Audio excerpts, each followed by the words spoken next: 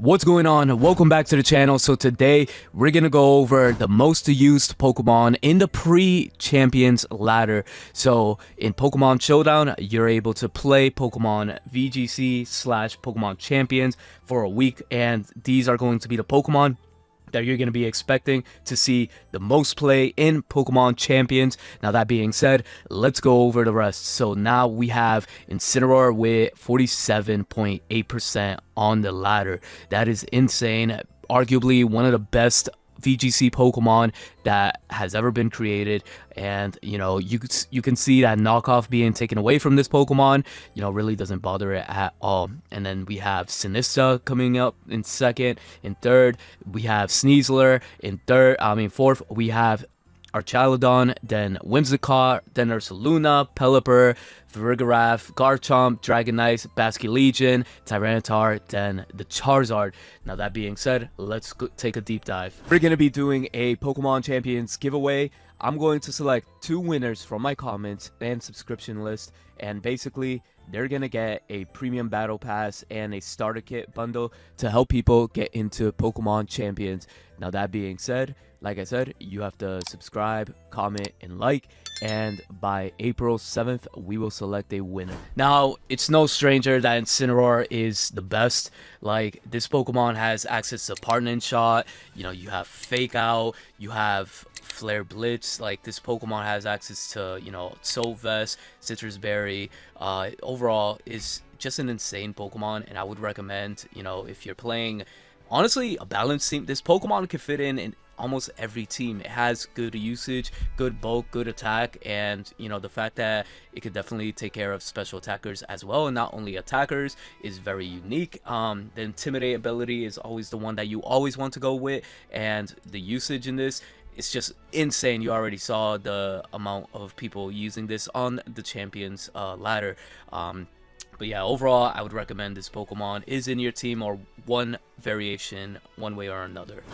Next up, we have Sinistcha, arguably one of the best Trick Room setters. You get access to moves like Metagross as well to heal. You got the Wellness ability. Wellness, you know, when you swap into this Pokemon, Hospitality, when you switch into this Pokemon and your Pokemon has like low HP, you could definitely you know, recharge that HP by 25%. And overall, Grass Ghost typing is pretty good and clutch to have. Not only that, it gets access to Rage Powder, so you know, you can bait your Pokemon opponent to attack this Pokemon, and it's, you know, fairly defensive. So overall, you know, I recommend you guys use this Pokemon in any Trick Room settings, or you know, it's just like a little free heal. So overall, great pick, and it heals itself after using a Metagross.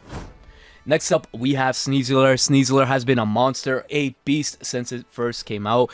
The main reason too, you do have the ability Unburden, double the speed upon losing a held item. You know, usually using like a mental herb or something like that would be amazing for this. Not only that, you do have access to Dire Claw. Dire Claw is one of the best moves for Sneasler. You do get Fake Out, Close Combat, and Protect. Just overall, one of the best Pokemons, you know, out here that came from Arceus. Arceus definitely has a lot of powerhouses here in there, so you know, I would recommend you guys, you know, take a look at this Pokemon and seriously consider putting this on your team, because if you don't, I don't know what you're doing.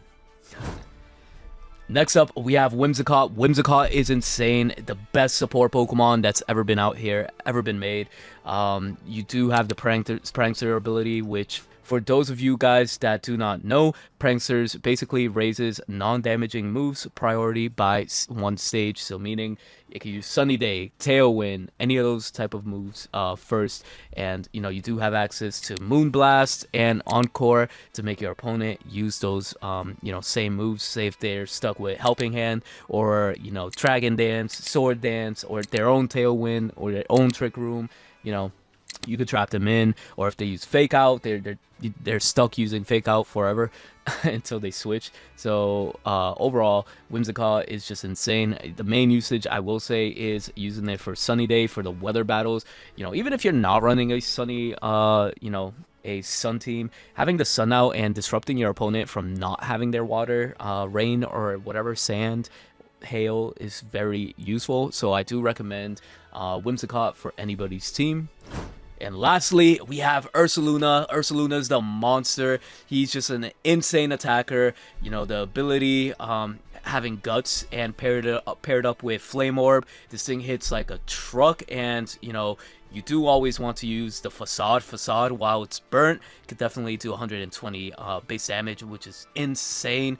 You do have Earthquake, Close Combat, and Protect. People play sometimes Headlong Rush because, you know, sometimes you want that strong what do you call it, ground move instead of Earthquake, or just overall you just want to take out something hyper defensive, maybe like a Arch Alodon or something like that. So overall, I think the Ursaluna is just a monster. It's one of the S tier Pokemon in my opinion, and I would recommend you guys run this Pokemon because in Trick Room this thing is almost undefeatable.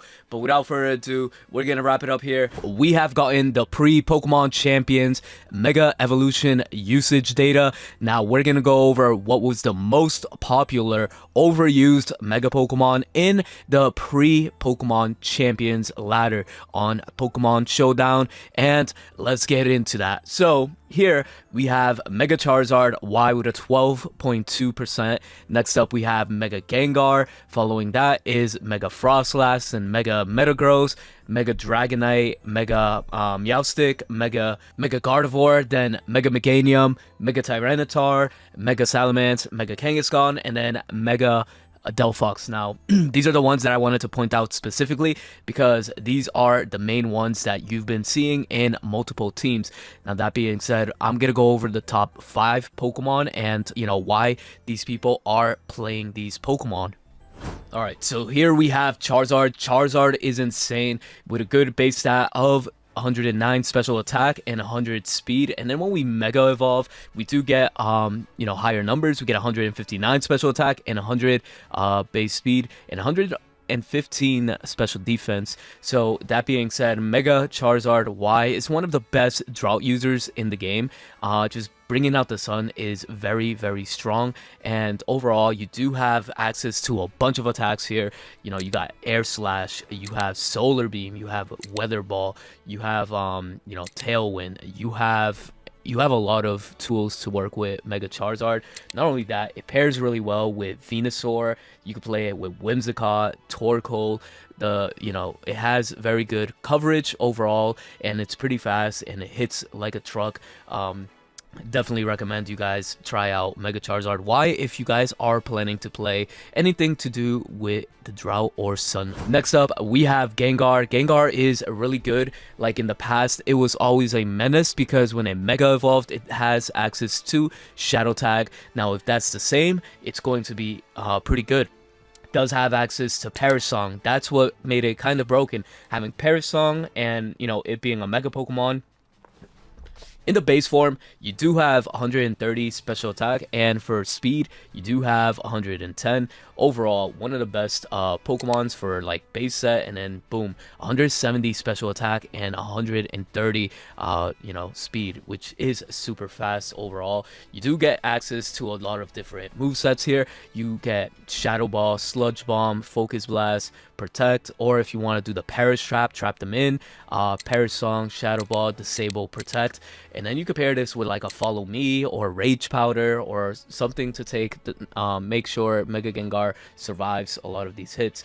Not only that, there are a lot of like ghost type Pokemon flying around, or Pokemon that are definitely weak to Dark Farigiraf or Basket Legion as well. Those are two popular Pokemon that, you know, Mega Gengar could definitely take care of. Even Meowstic, Mega Meowstic, which is a problem on the ladder. So overall, Mega Gengar is definitely up there for being one of the most you know, popular and strongest Pokemon that you'll see on the ladder. Next up we have Froslass. Froslass is insane, having a speed stat of 110. Insane, because when it mega evolves it gets 140 special attack and 120 speed, and it brings in the hail. So just having the ability to bring in hail, and then you get to set up Aurora Veil early in the game is pretty good, so you can have good defense with your Pokemon. It's Ghost and it's Ice. I wanted to mention, I know we went over Gengar in the last one, but Gengar could probably take care of this Pokemon as well.